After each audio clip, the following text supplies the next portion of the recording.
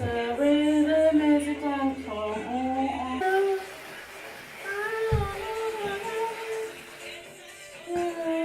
Writing is a dancer, writing is a writer, dancing is a writer, dancing is a writer, dancing is a writer. Rhythm is a dancer, it's a soul's companion. People feel it everywhere. Lift your hands and voices, free your mind. Hello and welcome to Hilary Dancing's World of Writing, in which we take a look at the really important questions you want to know the answers to if you've ever seriously thought about writing anything from a shopping list to a blockbusting novel.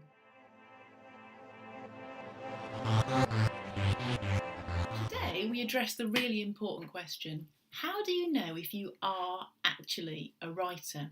Speaking personally, I've tried for years to not be a writer because most of the jobs, frankly, have better pension prospects and paid holidays. And the reality is, if you do decide that you want to be a writer, chances are you're going to spend years locked away by yourself in a room, bashing away on a laptop, while you gradually lose all your friends and forget how to wash. I thought I'd better get some expert help in to assist us on this subject. So I'm really delighted to be able to welcome today my friend, the smash hit best-selling author of no less than 13 New York Times best-selling novels, Persephone Plunkington Smythe, who I'm sure you've all heard of. Persephone, thank you so much for coming along today. We really, really appreciate it. I'm sure you're thrilled, darling. It must be an honour for you. I probably should just say something about how we met Persephone. Persephone and I got to know each other because our daughters both go to the same boarding school in Sussex, and we got chatting in the car park at the start of term. Yes, but I pay full fees because I can afford it.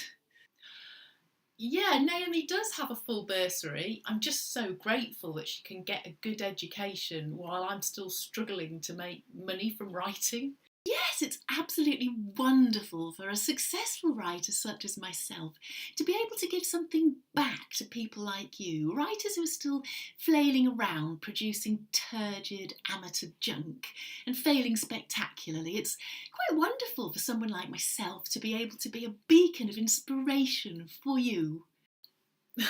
Yeah, so anyway, how do you know, Persephone, if you really are destined to be a writer rather than you've just got this idea that you could churn out a book like a lot of us do, frankly? Well, darling, I think it's important that, on the whole, most people recognise that they're just not writers. What it is actually is that they've got deep psychological issues, like they didn't get enough attention from their parents when they were infants. And so this leaves them with the feeling that writing could be one way in which they might be able to get more attention from the world at large and therefore feel more validated. So you mean it's like a lot of us have this urge to kind of be recognised or to be famous, so we could equally be a pop star or an actor or a top accountant. It doesn't really matter. We've just got this urge to be significant in some way. Yes, darling, and they'd be equally terrible at all of them. So what does make you a real writer then? I mean, how do you know? How did you know? Well, darling, I could go back to the poem I found recently in one of my old school books, The Firework. I wrote it when I was 9. Not many children would have the perception to write the line, "It sparkles across the night sky and flashes to sudden death." I think that shows greatness. But I think the real question is, what happens thereafter? Now, do you have the persistence and determination to spend most of your waking life for years and years on end learning and honing your craft? Because frankly, anybody pretty much can bash out 80,000 words on a laptop and claim they've written a novel. I gather even you've managed that, darling.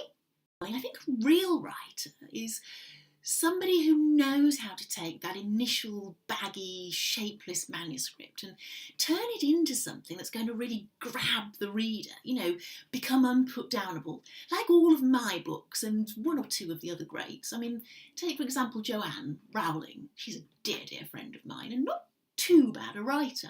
People like that'll tell you that what they really enjoy is that part of it, the reshaping, resculpting and cutting back a novel. They like that more than the initial part where the inspiration's just flooding onto the page. That's actually pretty amateur stuff.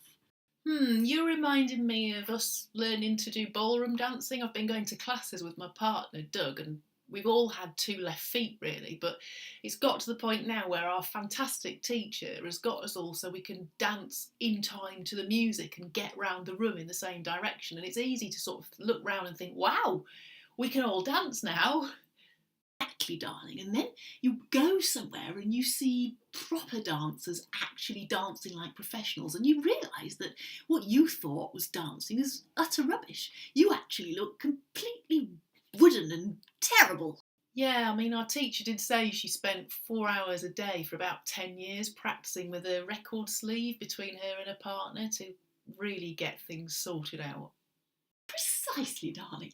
And that's it. You know that you're destined to be a writer when you're prepared to spend hours and hours a day for years and years practising to become as polished and perfect as somebody like me. I suppose it's the same with anything in life, really, isn't it? It's got to really ding your bell. You've got to be so passionate about it that you're prepared to totally devote yourself to it, regardless if everyone laughs at you and it never makes you any money whatsoever. You're just going to keep going with it because you have this deep sense that it's your thing. I'd be inclined to put it as, when you're shit at something and don't give yourself delusions of grandeur, perhaps just accept that you could make a half-decent accountant if you fully devote yourself to your studies. Well, thanks, Persephone, for that really interesting insight. I think maybe I'm going to go and slip my wrists in the bath. Anyway, hopefully I'll be here next week. Bye!